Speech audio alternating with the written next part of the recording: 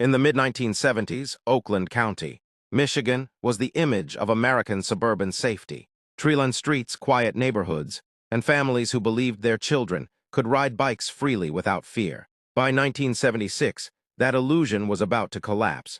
The first child vanished quietly. 12-year-old Timothy King disappeared after going to the store. When his body was found days later, the official explanation was cautious. Police suggested a possible accident or isolated crime. But when more children began to disappear, all between the ages of 10 and 12, panic spread across the county. Between 1976 and 1977, 4 children were abducted, abused, and murdered. Timothy King, Frank Sheffield, Mark Stebbins, Christine Mihalak. The pattern was unmistakable. Each child was taken from a public place. Each showed signs of prolonged captivity. And most disturbingly, 3 of the 4 victims were bathed and redressed after death.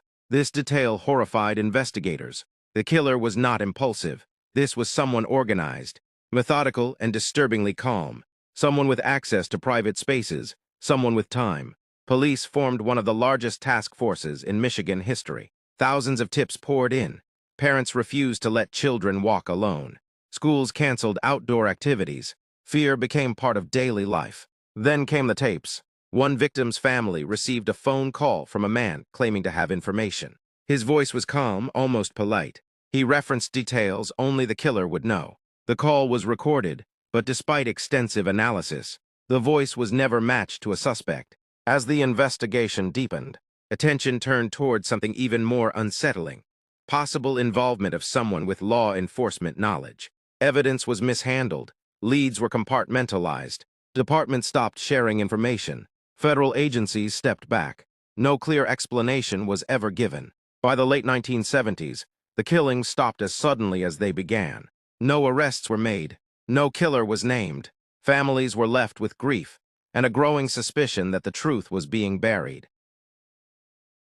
By the early 1980s, the Oakland County child killer case had become something investigators spoke about quietly, or not at all. One name, however, refused to disappear: John Norman, a known child predator linked to national trafficking networks. Norman had connections across multiple states and was later convicted in unrelated cases involving child exploitation.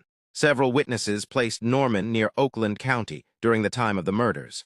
His background fit the profile. His movements raised questions, and yet he was never charged in connection with the killings. Another suspect emerged decades later: Christopher Bush, the son of a General Motors executive. Bush had access to wealth, privacy, and locations that could explain how victims were hidden. He reportedly made disturbing statements about children and had unexplained connections to the area. Bush died under suspicious circumstances before he could ever be questioned fully. What disturbed independent investigators most was not just the suspects, but the institutional resistance. Files disappeared. Evidence logs were incomplete. Former officers later admitted the case had been restricted. Some claimed they were warned against pursuing certain leads.